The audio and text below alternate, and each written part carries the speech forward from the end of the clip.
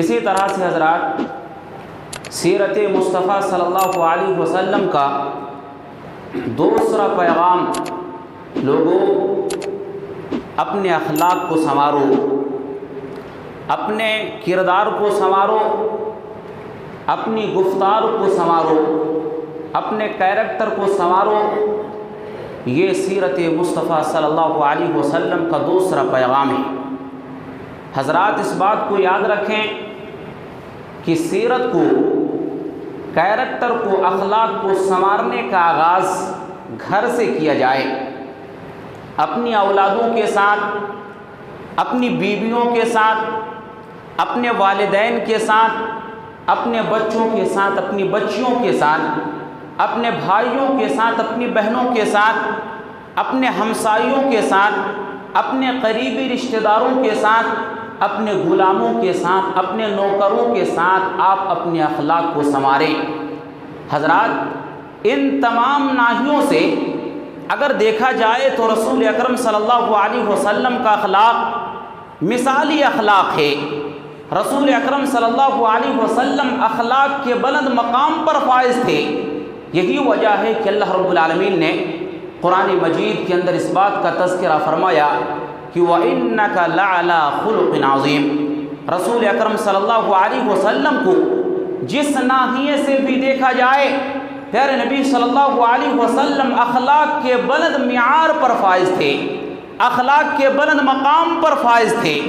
حضرات آئیے دیکھتے ہیں، جب پیارے نبی صلی اللہ علیہ وسلم اخلاق کے بلند مقام پر فائز تھے تو پیارے نبی صلی اللہ علیہ وسلم کا سلوک اپنی بیویوں کے ساتھ کیسا رہا؟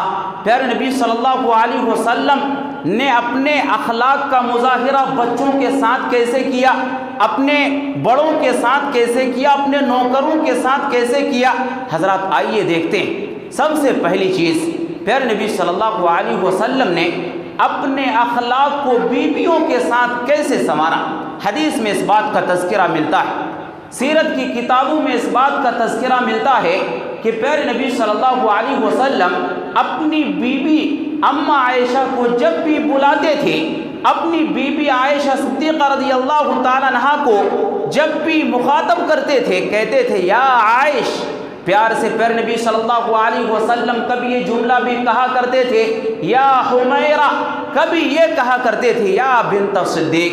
اس انداز سے پیارے نبی صلی اللہ علیہ وسلم اپنے اخلاق کو ان کے ساتھ پیش کرتے تھے۔ پیارے نبی صلی اللہ علیہ وسلم نے اپنی بیویوں کے ساتھ جو پیارے نبی کا اخلاق تھا، اس بات کا پیغام سناتے ہوئے دنیا والوں کے سامنے پیارے نبی صلی اللہ علیہ وسلم نے فرمایا خیرکم خیرکم لأہلی وأنا خیرکم لأہلی۔ پیارے نبی نے فرمایا اے لوگوں یاد رکھو، تم میں سب سے بہترین انسان وہ انسان ہے، تم میں سب سے اخلاق والا انسان وہ انسان ہے جو اپنی بیوی کے حق میں سب سے زیادہ بہتر ہو۔ حضرات اگر آپ اچھا اخلاق والا بننا چاہتے ہیں، عمدہ کیریکٹر والا بننا چاہتے ہیں، دوستوں کی گواہی کی کوئی ضرورت نہیں ہے، معاشرے کے لوگوں کی گواہی کی کوئی ضرورت نہیں ہے۔ آپ کی بیوی یہ کہے کہ آپ اخلاق والے ہیں، آپ عمدہ اخلاق کے مالک ہیں، آپ کی بیوی کی گواہی اس معاملے میں آپ کے حق میں قبول کی جائے گی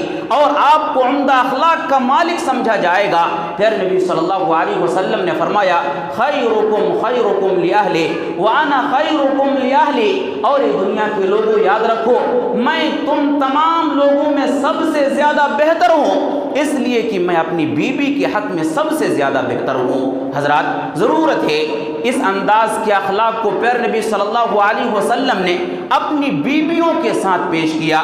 اور حدیث آپ سماعت فرمائے، پیارے نبی نے فرمایا دینار انفقتہ فی سبیل اللہ۔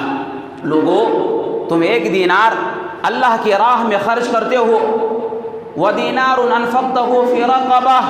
لوگوں تم ایک دینار گردن آزاد کرنے کے سلسلے میں خرچ کرتے ہو، وَدِينَارٌ تَصَدَّقْتَ بِهِ عَلَى مِسْكِينٍ۔ اور تم ایک دینار کسی مسکین کے اوپر، کسی غریب کے اوپر خرچ کرتے ہو، وَدِينَارٌ أَنفَقْتَهُ عَلَى أَهْلِكَ۔ اور تم ایک دینار اپنی بیوی کے اوپر خرچ کرتے ہو۔ پیارے نبی صلی اللہ علیہ وسلم نے کیا فرمایا؟ ذرا غور سے سماعت فرمائیں۔ ایک دینار ہے جو آپ اللہ کی راہ میں خرچ کرتے ہیں، ایک دینار ہے جو آپ کسی گردن کو آزاد کرنے کے لیے خرچ کرتے ہیں، ایک دینار ہے جو آپ کسی مسکین کو صدقہ و خیرات کے طور پر دیتے ہیں، ایک دینار ہے جو آپ اپنے بیوی کے اوپر خرچ کرتے ہیں۔ ثواب سب سے زیادہ کس میں ملنے والا ہے؟ پیارے نبی صلی اللہ علیہ وسلم نے فرمایا اعظمها اجرا الذي انفقته على اهلك، اے دنیا کے لوگوں یاد رکھو وہ دینار جو آپ نے اپنی بیوی کے اوپر خرچ کیا ہے سب سے زیادہ آپ کو اسی دینار کے اوپر اجر ملنے والا ہے۔ حضرات یہ پیغام پیارے نبی صلی اللہ علیہ وسلم نے ہمیں اور آپ کو سنایا ہے، یہ اخلاق ہے رسول اکرم صلی اللہ علیہ وسلم کا اپنی بیویوں کے ساتھ۔ ضرورت ہے کہ دور حاضر میں ہم اور آپ اپنی بیویوں کے ساتھ نرمی کا مظاہرہ کریں، اخلاق کے ساتھ پیش آئے۔ یہی سیرت طیبہ کا پیغام ہے جس کا تذکرہ سیرت کی کتابوں کے اندر ملتا ہے۔ جہاں تک بات ہے ہمسائیوں کے ساتھ، پیارے نبی صلی اللہ علیہ وسلم نے اپنے ہمسائیوں کے ساتھ کس انداز سے سلوک پیش کیا، کس انداز سے اخلاق کا مظاہرہ کیا، تو حضرات ایک حدیث پیارے نبی صلی اللہ علیہ وسلم نے فرمایا ما زال جبریل یوصینی بالجار، جبریل امین میرے پاس مسلسل آتے رہے اور پڑوسیوں کے حقوق کو بیان کرتے رہے، پڑوسیوں کے حقوق کو بیان کرتے رہے۔ اتنے حقوق جبریل امین نے پڑوسیوں کے بیان کیے، پھر نبی فرماتے ہیں حتی ظننت انہ سیورثہ، مجھے گمان ہونے لگا کہ کہیں ایسا نہ ہو کہ پڑوسیوں کو وراثت کے اندر حصہ دے دیا جائے، حقدار بنا دیا جائے۔ حضرات یہ پڑوسیوں کے حقوق ہیں، یہ پڑوسیوں کے ساتھ حسن سلوک کا معاملہ ہے کہ جس کی تعلیم پیارے نبی صلی اللہ علیہ وسلم نے دی ہے۔ حضرات یاد رکھیں وہ انسان اچھا انسان ہوتا ہے کہ جس کا پڑوسی اس کے بارے میں کہے کہ میرا پڑوسی اچھا انسان ہے۔ حضرات ضرورت ہے کہ آپ اپنے پڑوسیوں کے ساتھ اچھا ویوہار کریں، اچھا سلوک کریں۔ یہ سیرت طیبہ کا ایک پیغام ہے جس کا تذکرہ حدیث کی کتابوں کے اندر ملتا ہے۔ حضرات آئیے دیکھتے ہیں پیارے نبی صلی اللہ علیہ وسلم کا اخلاق بچوں کے ساتھ کیسا رہا۔ پیارے نبی صلی اللہ علیہ وسلم نے اپنے بچوں کے ساتھ کس انداز سے سلوک کیا، کس انداز سے پیارے نبی صلی اللہ علیہ وسلم نے ان کے ساتھ معاملہ کیا۔ حضرات جامع ترمذی کی روایت، پیارے نبی صلی اللہ علیہ وسلم ایک مرتبہ خطبہ دے رہے تھے، پیارے نبی صلی اللہ علیہ وسلم خطبہ دے رہے تھے، حسن و حسین چھوٹے چھوٹے بچے یہ بڑے کپڑے میں لپٹے ہوئے آ رہے تھے، مسجد کے بیچوں بیچ آئے، لڑکھڑا کر کے گرنے لگے۔ پیارے نبی صلی اللہ علیہ وسلم نے اپنے دونوں بچوں کو دیکھا، گر رہے ہیں، پڑ رہے ہیں، ادھر ادھر ہو رہے ہیں۔ پیارے نبی صلی اللہ علیہ وسلم نے اپنے خطبے کو روکا، پیارے نبی صلی اللہ علیہ وسلم اپنے خطبے کو روک دیے۔ پیارے نبی صلی اللہ علیہ وسلم ممبر سے اترے، بچوں کو اٹھا کر کے ممبر کے اوپر لے آئے، ممبر کے پاس پیارے نبی صلی اللہ علیہ وسلم نے ممبر کے اوپر پیارے نبی صلی اللہ علیہ وسلم نے ان دونوں بچوں کو بٹھایا اور اس کے بعد پیارے نبی صلی اللہ علیہ وسلم نے خطبہ ارشاد فرمایا۔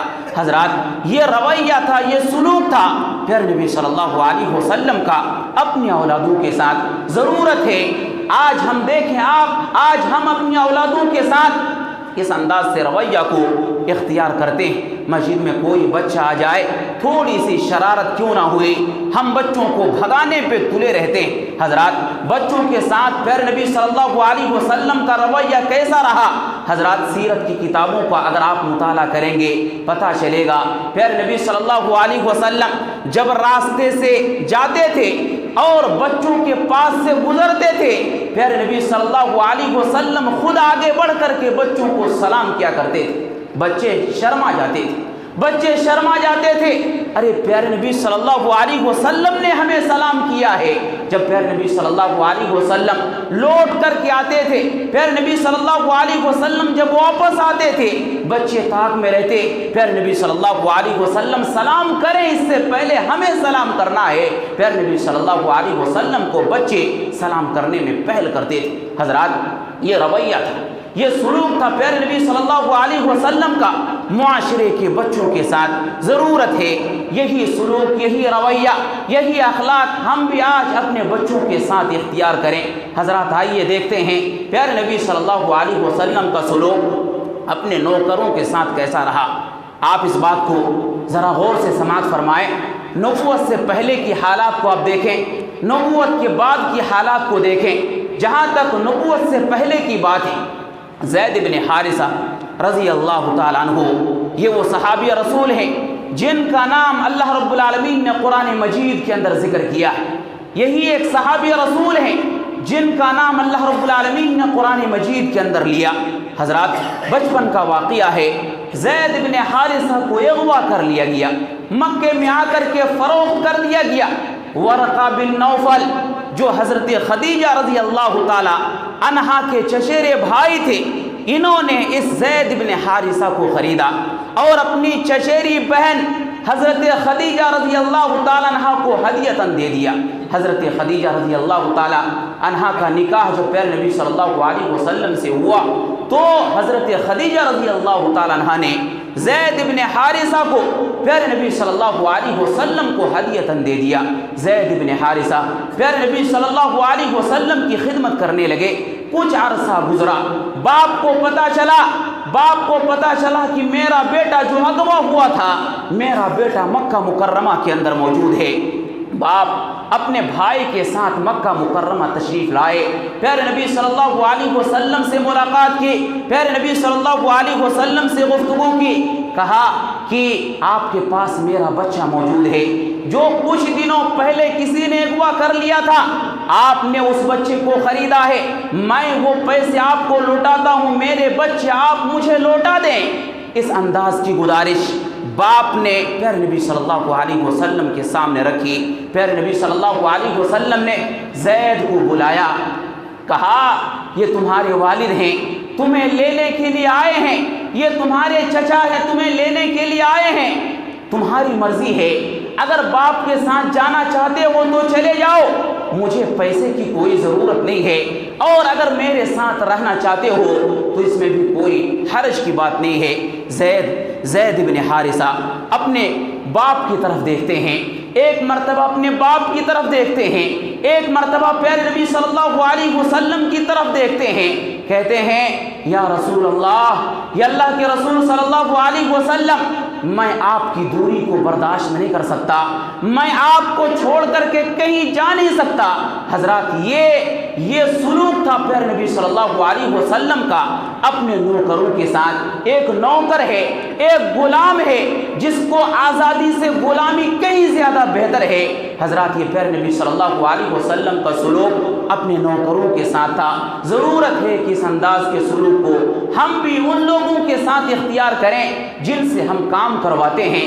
حضرات، جہاں تک نبوت کے بعد کی بات ہے، پیارے نبی صلی اللہ علیہ وسلم کو نبوت ملی، نبوت کے بعد کی جہاں تک بات ہے، حضرت انس رضی اللہ تعالیٰ عنہ بیان کرتے ہیں، حضرت انس رضی اللہ تعالیٰ عنہ کہتے ہیں کہ دنیا کے لوگوں یاد رکھو، میں نے پیارے نبی صلی اللہ علیہ وسلم کی 10 سال تک خدمت کی، 1 سال نہیں، 2 سال نہیں، میں نے 10 سال تک پیارے نبی صلی اللہ علیہ وسلم کی خدمت کی۔ میں نے کسی کام کو غلطی سے کر لیا، پیارے نبی صلی اللہ علیہ وسلم نے کبھی یہ نہیں کہا کہ اے انس تم نے یہ کام کیوں کیا۔